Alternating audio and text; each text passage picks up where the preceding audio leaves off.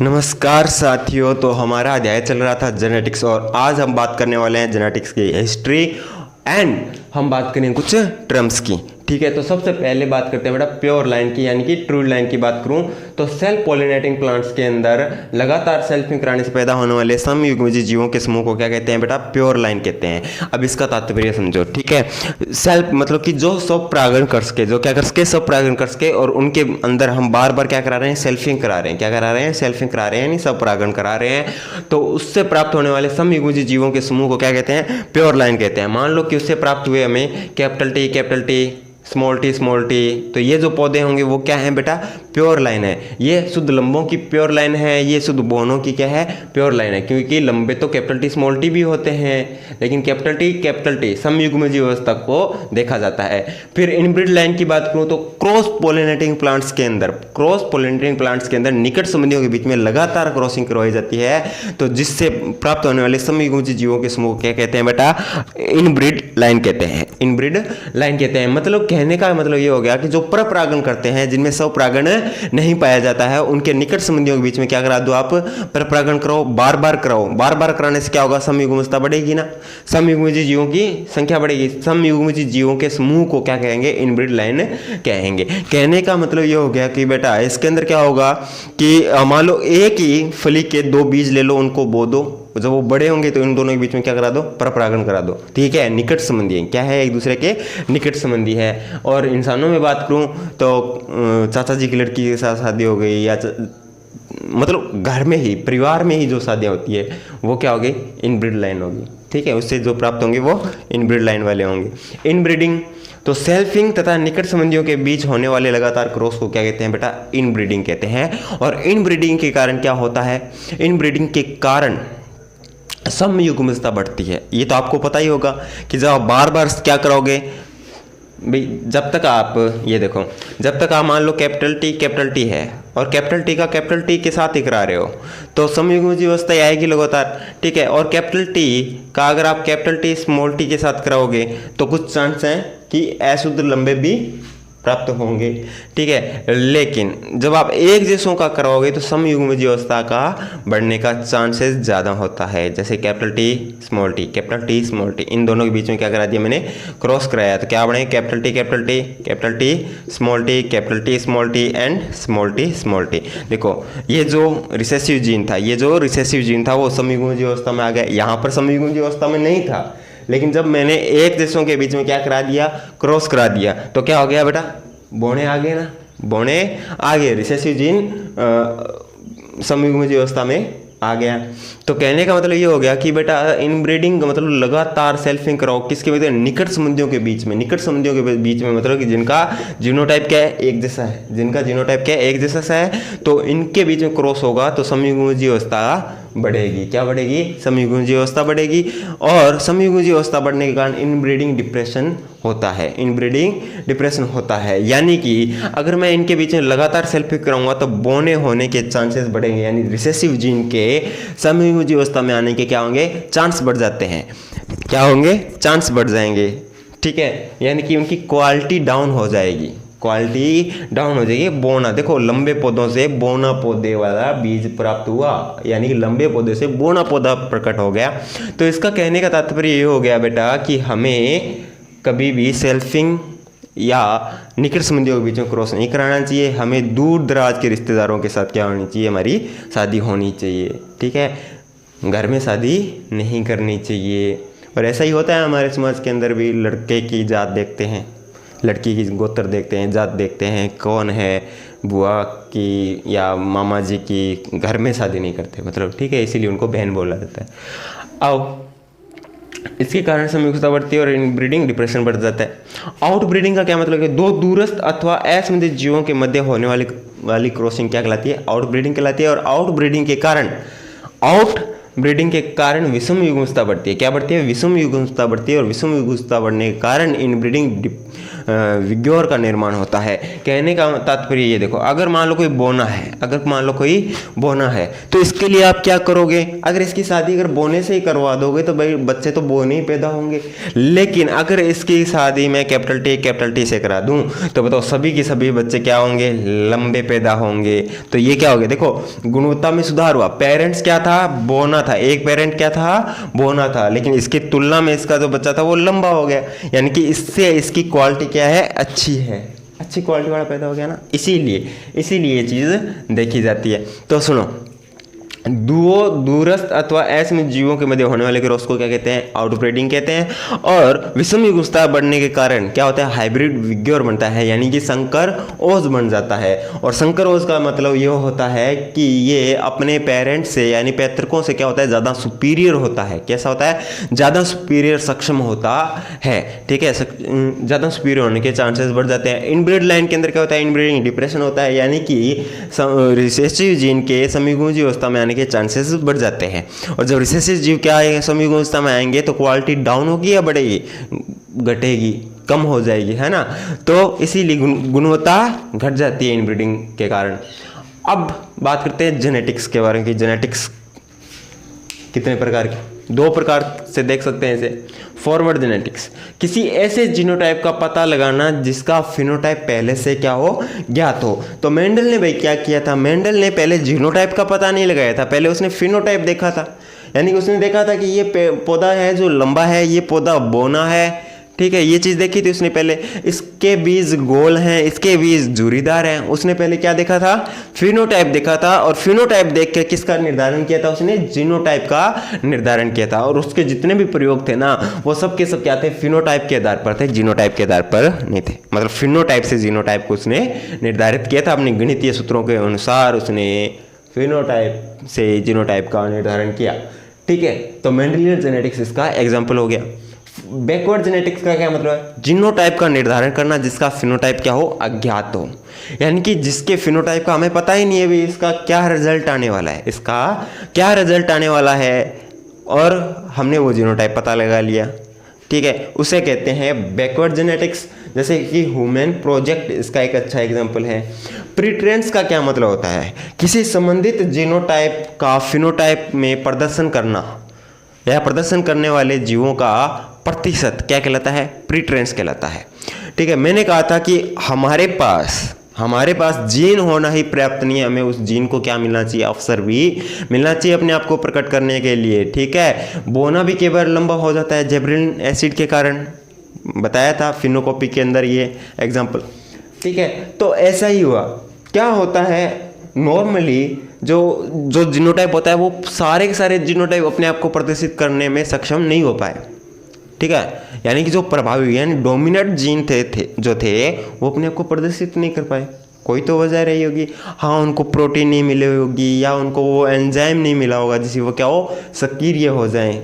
ठीक है, वातावरण का असर होता है, यानी कि उन्हें अपॉर्चुनिटी नहीं मिली। जो मैंने पिछले लेक्चर में बताया था ना कि हर जीनोटाइप को फिनोटाइप में कन्वर्ट होने के लिए क्या चाहिए? अवसर चाहिए, अपॉर्चुनिटी चाहिए। तो वो नहीं मिलती तो वो रिसेसिव जैसे ही दिखते हैं। आओ देखो, जैसे कि 100 ह्यूमन हैं जिनका जीनोटाइप के आइए है। इस जीनोटाइप को देखने के दौरान मैं ये कह सकता हूँ कि ब्लड ग्रुप क्या होना चाहिए बेटा?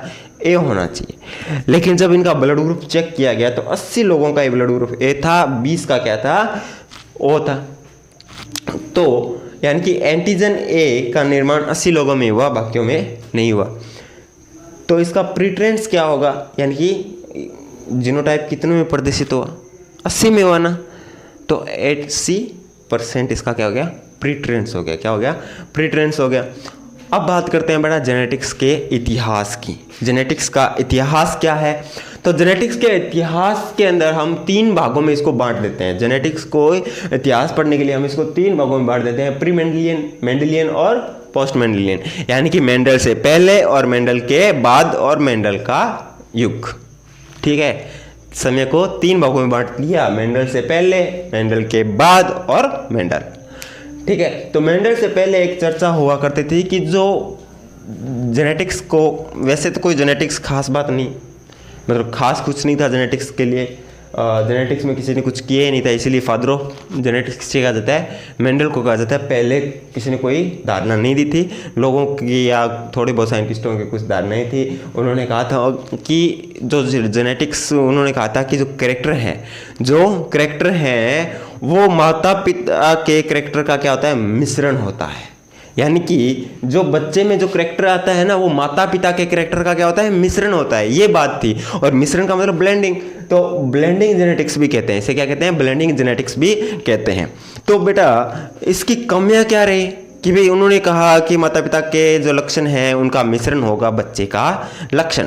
तो इसकी कमी ये रही कि बताओ फिर मतलब बच्चे का जो लिंग होता है वो माता पिता के लिंग का मिश्रण तो नहीं होता, ठीक है, या तो वो मेल होगा या वो पूरी तरह फीमेल होगा। ऐसा तो है नहीं कि वो मेल और फीमेल का कोई मिश्रण है, ऐसा तो नहीं है।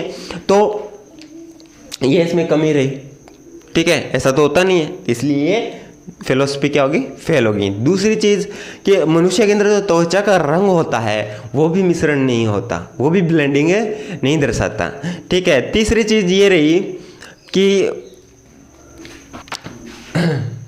आई का कलर ब्लू ब्लैक जो डोमिनेट होता है वही तो दिखाई देता है, आई का कलर भी ब्लेंडिंग नहीं दर्शाता। यानी ब्लेंडिंग नहीं दर्शाती कोई भी चीज़, वो जीनोटाइप के आधार पर क्रॉस के ऊपर डिपेंड करता है, क्रॉसिंग ओवर के निर्धारण, क्रॉसिंग ओवर से क्या होता है, लक्षण प्रकट होता है, ठीक है।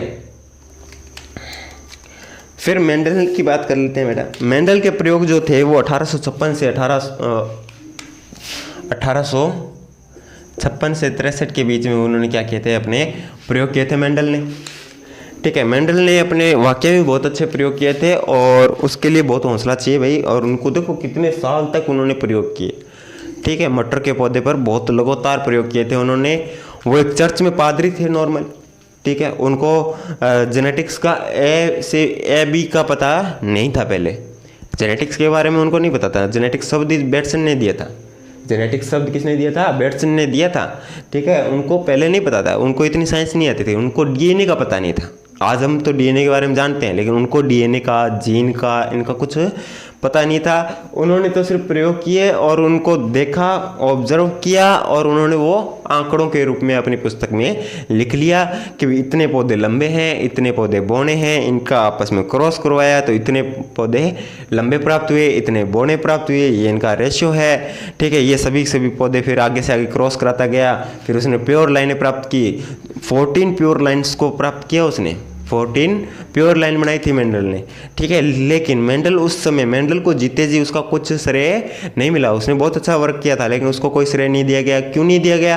क्योंकि मेंडल ने जितने भी प्रयोग किए थे वो उसने उसके अंदर गणितीय और सांख्यिकी का यूज़ किया, गणित और सांख्यिकी का यूज़ किया। और उस समय इतने लोगों को गणित के अंदर पढ़ने में दिलचस्पी नहीं थी। और उस समय क्या होता था कि संचार के साधनों के अंदर क्या थी, कमी थी, संचार के साधन उपलब्ध नहीं थे।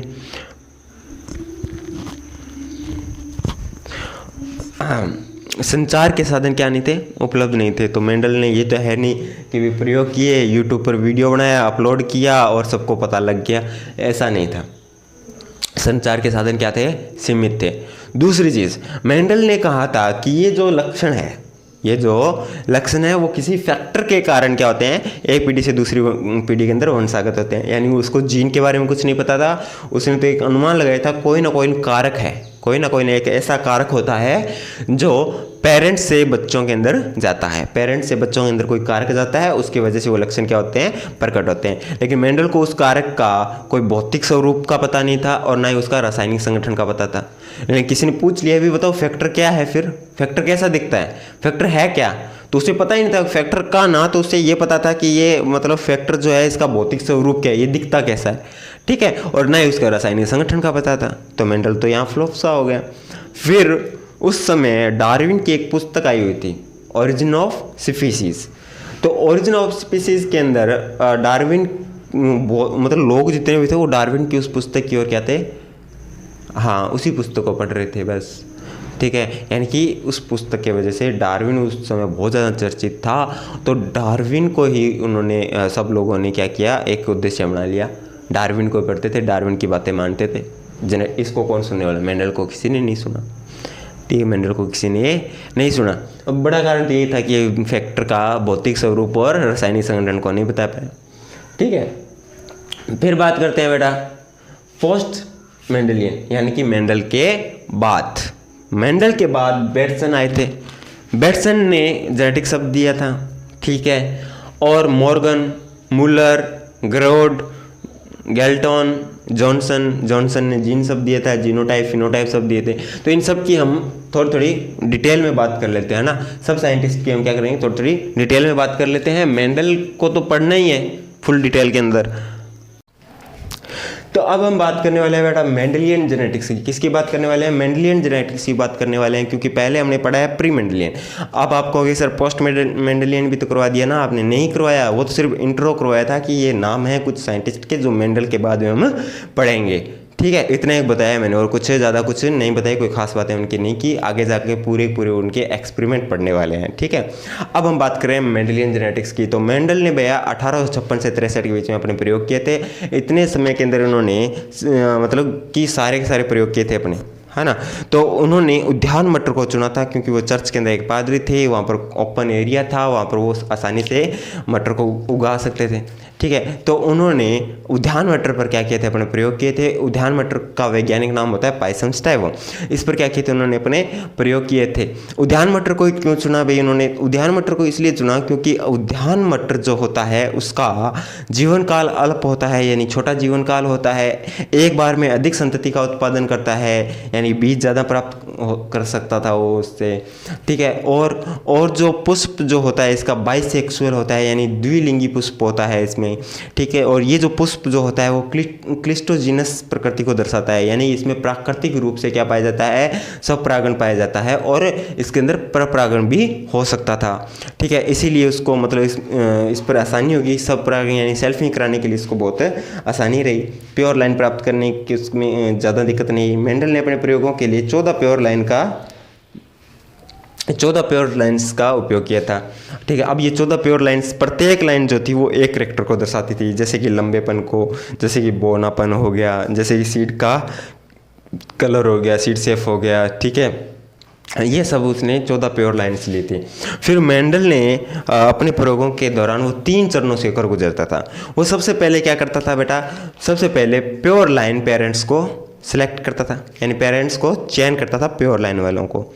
फिर उन दोनों के बीच में कराता था क्रॉस कराने के बाद में वो F1 पीढ़ी को प्राप्त करता था, और F1 पीढ़ी के अंदर सेल्फिंग करवाकर वो F2, और F2 में सेल्फिंग कराकर वो F3 पीढ़ी को प्राप्त करता था। और उन सभी का रेशियो वो एक मतलब आंकड़ों को अध्ययन करता था, यानी कि पहले वो पेरेंट्स को चुनता था। पेरेंट्स को चुनने के बाद जो F1 पीढ़ी प्राप्त हुई, F1 पीढ़ी के अंदर सभी लंबे हैं, बोने हैं, उन सबके आंकड़ों को इकट्ठा करता था। बाद में जब F1 पीढ़ी की सेल्फिंग करवाता था, यानी बहुत सारे बीज हो जाते थे, सबको उगाता था, तब उनमें वो देखता था कितने लंबे हैं, कितने वो बोने हैं, उन सब का वो रेशियो निकालता रहता था, ठीक है। उनकी भी बात करें। अब इनका वो प्रयोग कैसे करता था बेटा, उसके प्रयोग करने का तरीका क्या था। अब आओ देखो, सबसे पहले वो एक दो प्लांट्स को चुनता था, ठीक है, जो प्योर लाइन वाले होते थे।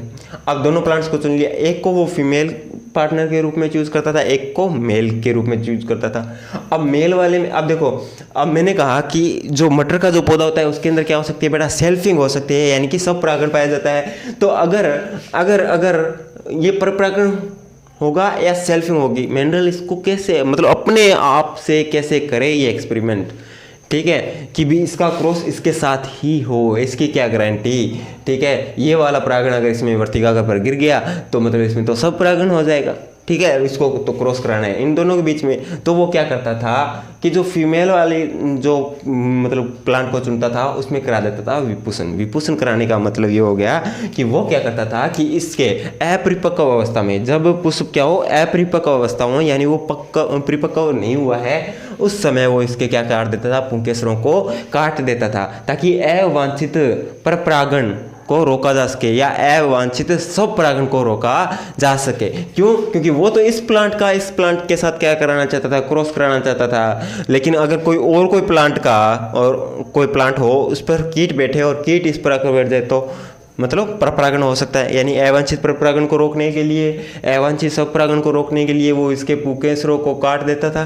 पुकेसर काट दिए, काटने के बाद नतीजा रोडासा हो गया, मतलब ये फीमेल पार्टनर। अब इसके अंदर क्या है, सिर्फ स्त्री केसर है। अब क्या करेगा, भी परपरागण भी तो हो सकता है, कोई और कोई परागण आना आ जाए इस पर, वो इसके कर देता था बैगिंग। क्या कर देता था, बैगिंग, यानी कि एक प्लास्टिक की थैली से इसको बांध देता था। अब क्या करेगा, इस पर टैग लगा देगा कि इसका एक्सपेरिमेंट किसके साथ करूंगा, ये इस पर टैग लगा देता था। ठीक है, ओके। तो क्या होगा, ये जो परागण होगा, अब इसके साथ क्या करा देगा, क्रॉस करा देगा। जब ये परिपक्व हो जाएंगे, दोनों के दोनों परिपक्व हो जाएंगे तो क्रॉस हाइब्रिडेशन करा देगा, और क्रॉस के बाद में ये वापस से पुनः इस पर क्या करा देगा बेटा, बैगिंग कर देगा। क्यों, क्योंकि ताकि कोई परागण इस पर ना आए। बाई चांस अगर ये क्रॉस जो है वो इसने जो करवाया ये असफल हो जाए, ये वाला परागण इसके वर्तिकाग्र तक ना पहुंचे और कोई इसके अंदर पहुंच जाए, तो इसीलिए वापस पुनः बैगिंग, और फिर इस फली का निर्माण हो जाता था। फली के अंदर ये जो बीज दिख रहे हैं वो F1 सीड्स है। क्या है, F1 सीड्स है। और ये F1 सीड की बुआई करता था। F1 सीड की बुआई करने के बाद F1 प्लांट मिलते हैं, फिर इनके अंदर सेल्फिंग करवाता है F2 प्लांट के बाद में F3 प्लांट मिलते हैं। इस तरह से ये अपने प्रयोग करता था और सभी आंकड़ों को क्या करता था, नोट करता था, कितने लंबे हैं, कितने बौने हैं, कितनों में जो सीड है वो कैसा है, जुरीदार है कि गोल है, कि वो सब का मतलब कि रिकॉर्ड रखता था। मतलब कितना बड़ा काम था कि एक सारणी से बनाए रखता था। ठीक है, तो इस तरह से मेंडल क्या करता था, अपने प्रयोग करता था। ठीक है, मेंडल के दो ही काम हुआ करते, वो पुकेसर काटता था, बैगिंग करता था और फिर क्रॉस करवा देता था। और पहले प्योर लाइन पेरेंट्स को चुनना। प्योर लाइन पेरेंट्स का चुनने का मतलब, ये मान लो कैपिटल टी है, ये मान लो स्मॉल टी, तो ये दोनों क्या है, प्योर लाइन ही तो है। और इन पेरेंट्स को चुनकर इनके बीच में क्रॉस कराना, F1 पीडी को प्राप्त करना। F1 पीडी प्राप्त होने के बाद में ये F1 में सेल्फिंग करवाता है F2 पीडी, और F2 में सेल्फिंग कराकर F3 पीडी को प्राप्त करता है, और सभी आंकड़ों को नोट कर लेता था और उनका रेशियो निकालता था। देखो, अब जो करेक्टर जो मेंडल ने प्योर लाइन ली थी, वो 14 प्योर लाइन ये थी कि उसने 7 तो करेक्टर ले लिए। ठीक है, और मुझे आपको पता है एक करेक्टर के 2 ट्रेट थे इसमें। ट्रेट का मतलब, जैसे कि करेक्टर तो हो गया फ्लोर कलर, और ट्रेट क्या हो गया, वॉयलेट होना और उसका वाइट होना। 2 ट्रेट हो गए, एक डोमिनेट हो गया, एक रिसेसिव हो गया। तो फ्लोर कलर वॉयलेट या वाइट। ठीक है, सीड कलर येलो या ग्रीन। और ये दोनों के दोनों, ये जो पहले 2 करेक्टर हैं, ये दोनों के दोनों क्रोमोसोम नंबर 1 पर पाए जाते थे। इनकी जीन जो थी वो क्रोमोसोम नंबर 1 पर। ये अब की जेनेटिक्स है, उस मेंडल को यहाँ तक ही पता था, इसको यहाँ नहीं पता था। मेंडल जी को यहाँ पर क्रोमोसोम का पता नहीं था। ठीक है, हाइट की बात करें, हाइट टॉल होगा या ड्वार्फ, टॉल या ड्वार्फ। तो ये जो था वो जीन नंबर 4, क्रोमोसोम नंबर 4 पर उपस्थित है इसकी जीन। पेट शेप जो है इन्फ्लेटेड होगी या कंस्ट्रिक्ट होगी, यानी कि फूली हुई होगी या पिचकी हुई होगी। फ्लोर पोजीशन की बात करूं या एक्सिलरी होगी या टर्मिनल होगी। पोर्स कलर की बात करूं तो ग्रीन या येलो होगा। सीड शेप की बात करूं तो राउंड और रिंकल्ड। ये जो उसने करेक्टर लिए, इन सबके क्या है, 2 ट्रेट हैं, एक डोमिनेट और एक रिसेसिव। तो इनकी उन्होंने प्योर लाइन ले ली, यानी कि पूरा pure violet, pure yellow, pure tall, inflated, axillary, green, round, ये प्योर लिए थे बिल्कुल, यानी कि होमोजाइगस कंडीशन ली थी। ठीक है, डोमिनेट जीन्स की होमोजाइगस कंडीशन ली थी और इनकी भी होमोजाइगस कंडीशन। और फिर 14 प्योर लाइन बन गई और इनका आपस में क्रॉस करा के उसने F1 पीडी को प्राप्त किया। F1 पीडी से F2 और F2 से F3 और अपने रिजल्ट बताए थे। जो इनके रिजल्ट आए थे वो उन्होंने इसके आधार पर बताए थे। ठीक है, अब हम बात करते हैं बेटा मोनोहाइब्रिड क्रॉस। मेंडल ने मोनोहाइब्रिड क्रॉस का क्या रिजल्ट बताया था उसके बारे में बात करेंगे।